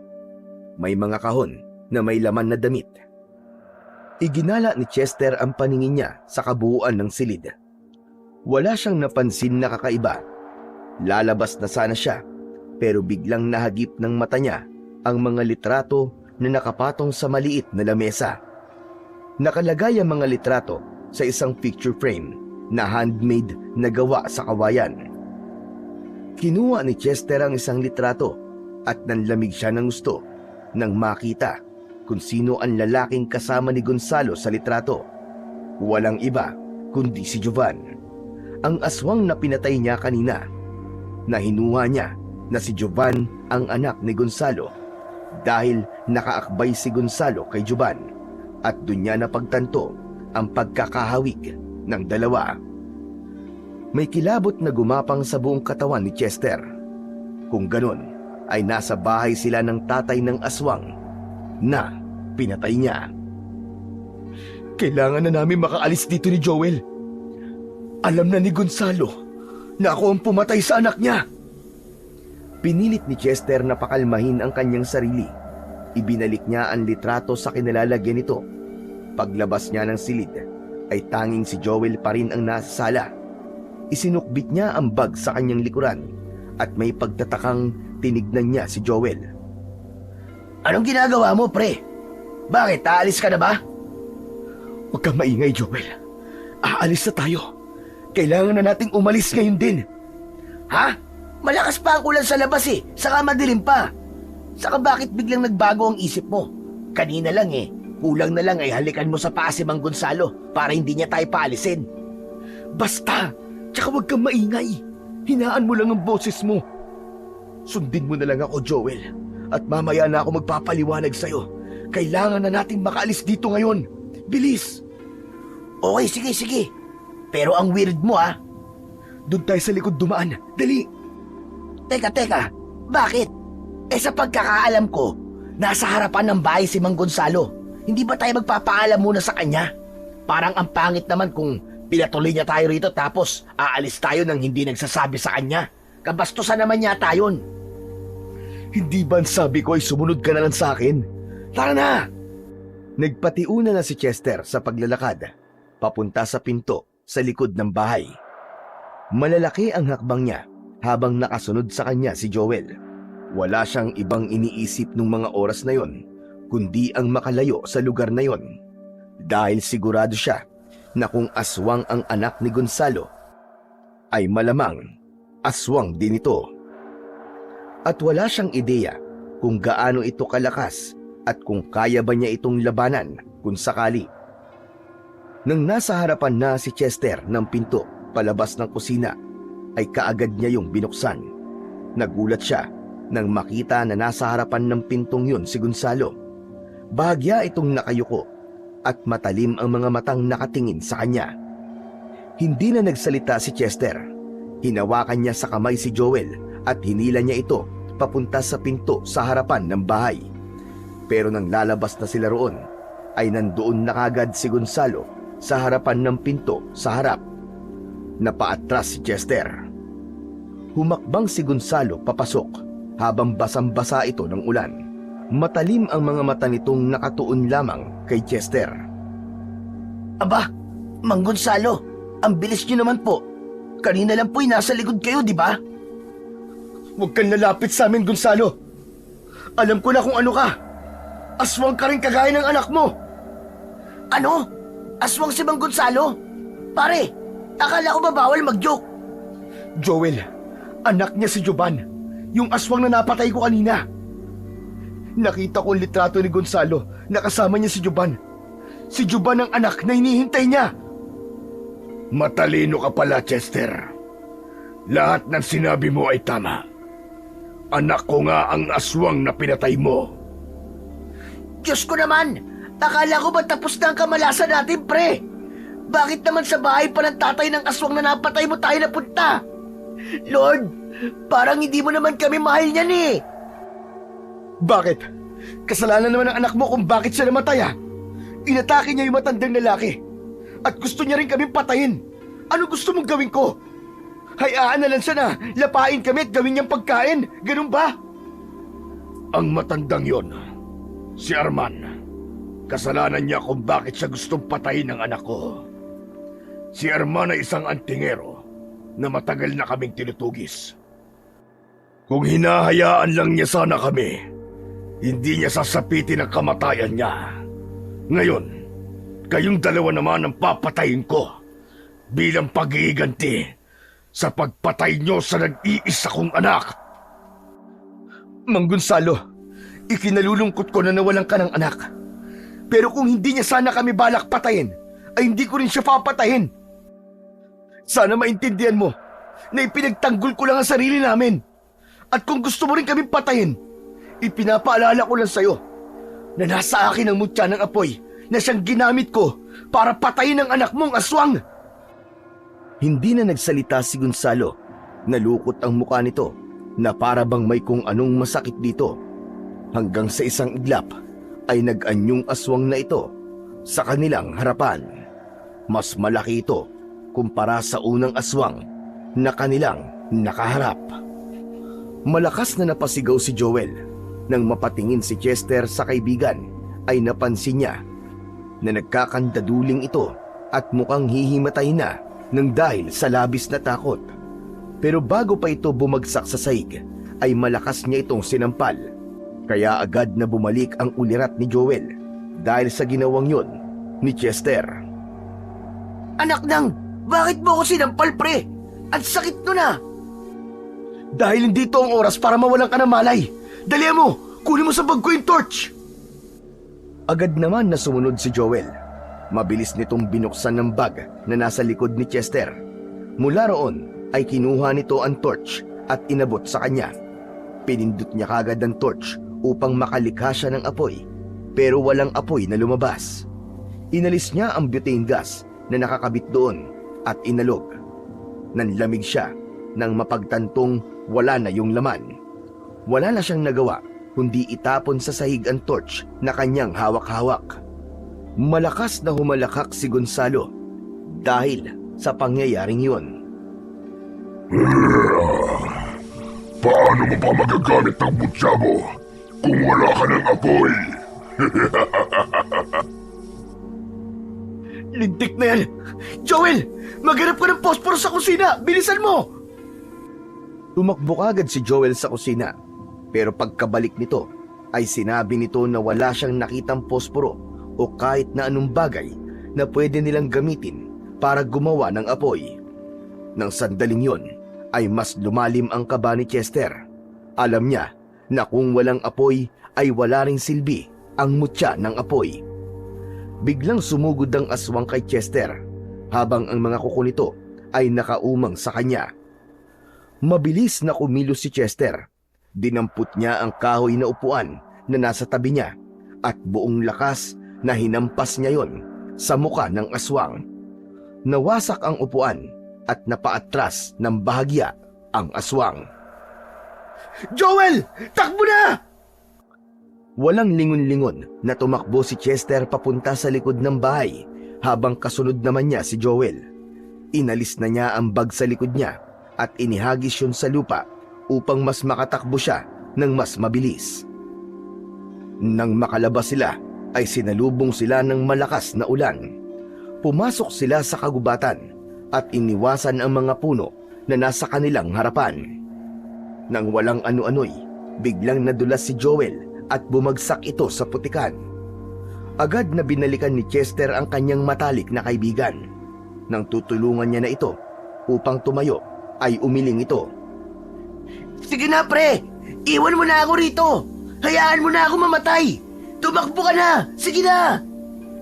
Huwag ka na nga magdrama! Tumayo ka na dyan!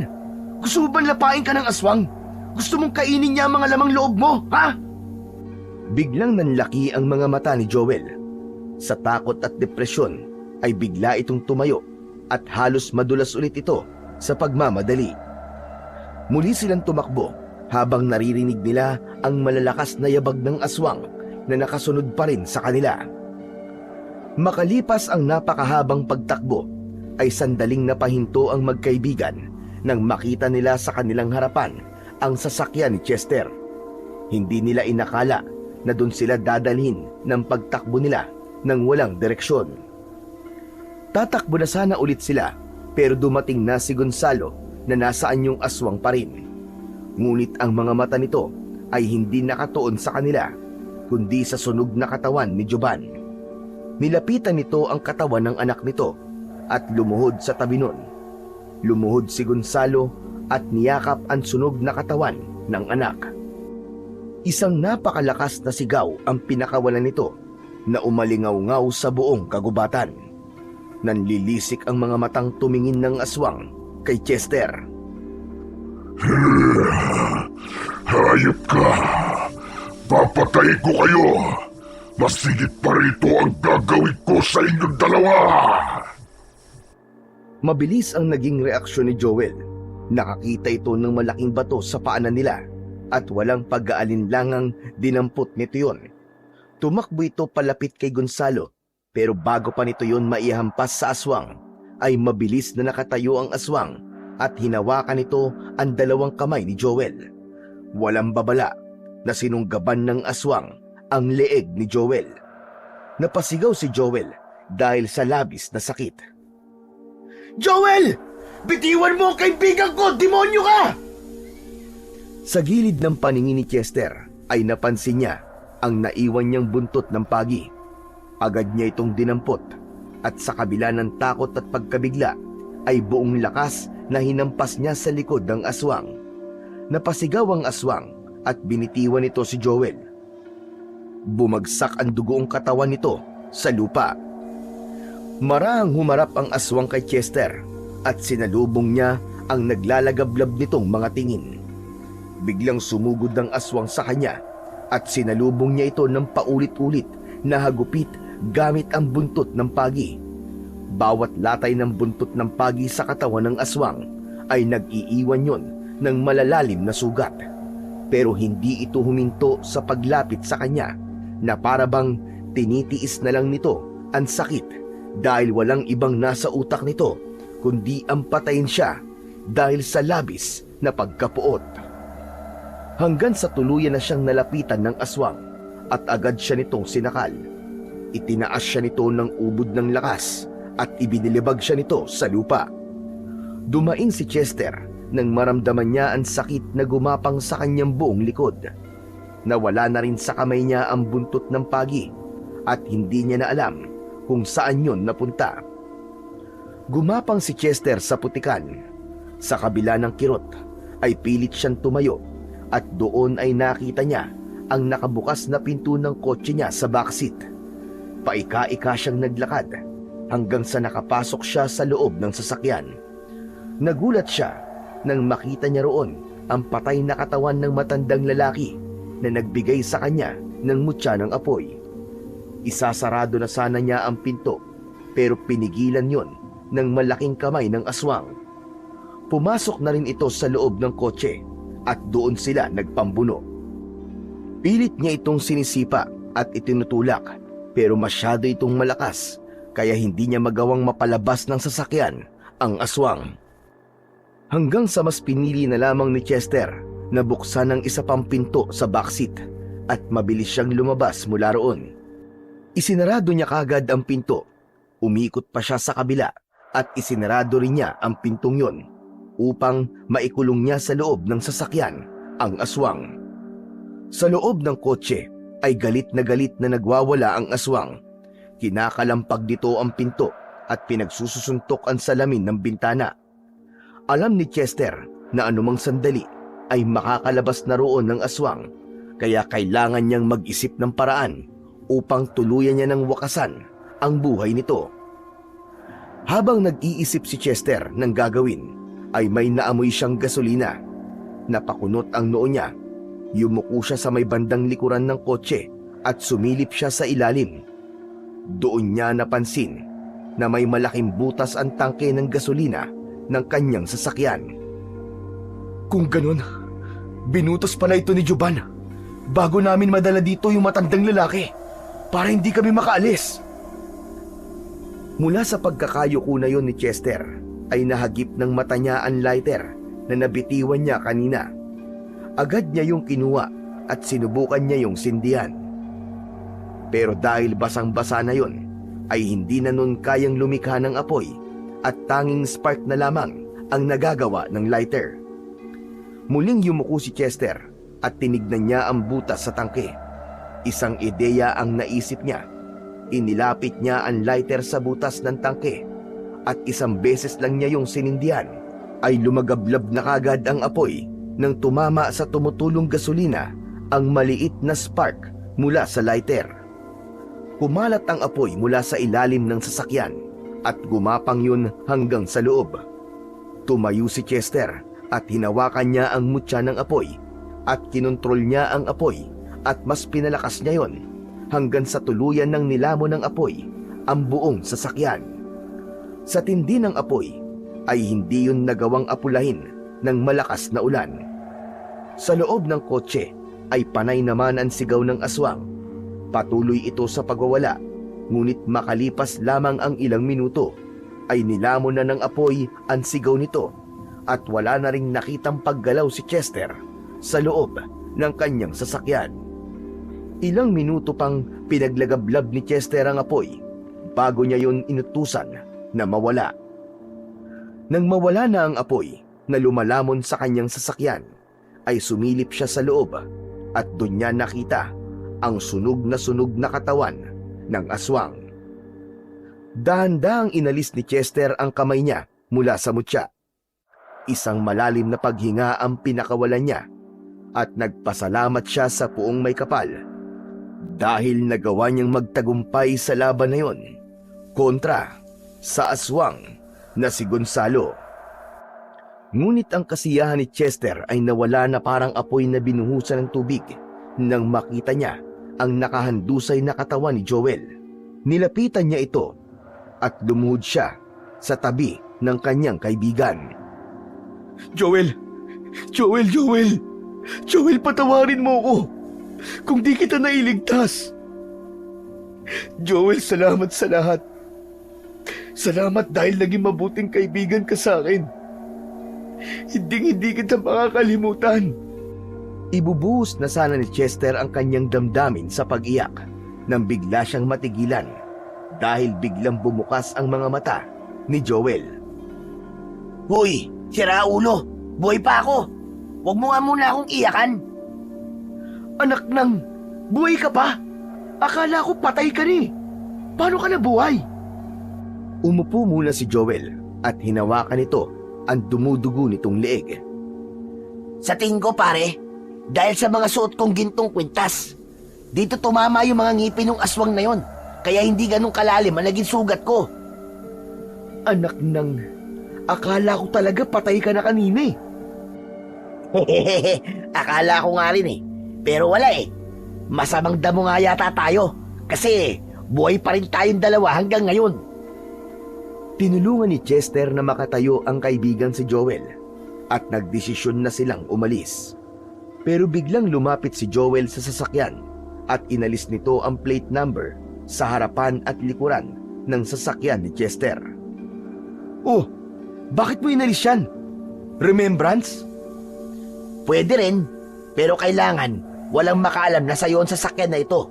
Malay mo, may makakita nito dito, tapos magkaroon ng investigasyon.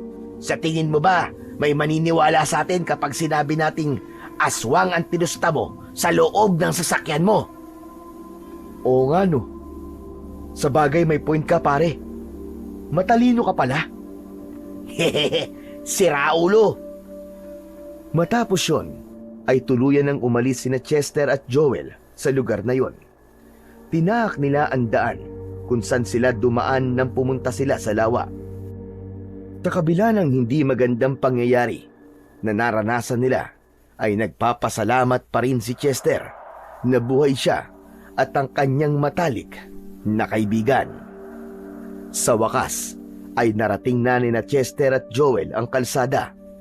Mula roon ay isang sasakyan ang huminto upang tulungan silang madala sa ospital. Sinabi na lang nila na inatake sila ng mababangis na hayop sa isang gubat, ngunit ibang lugar ang sinabi nila. Nang makalabas na sila ng ospital, ay binalikan nila ang kanilang mga gamit sa camping site. Kinuha nila ang mga yon at saka sila tuluyang umuwi sa kani-kanilang bahay. Pinili ni Chester na maging lihim ang naranasan nila sa gubat na yon dahil alam nilang walang maniniwala sa kanila ni isa. Natuloy rin ang plano nilang pagtatayo ng tapsilugan at laking tuwa nila dahil araw-araw yung dinadagsa ng mga tao. Alam ni Chester sa sarili niya na hindi lang basta kapangyarihang makontrol ang apoy ang ibinigay sa kanya ng kanyang mutya, kundi pati na rin ang swerte sa buhay at negosyo. At wala nang ibang mahihiling pa si Chester sa ngayon dahil kahit bigo siya sa pag-ibig, ay pinagkalooban naman siya ng mapagmahal na mga magulang at isang namumukod tanging kaibigan na kasama niya sa hirap at ginhawa. Matyagang naghintay ang binatang si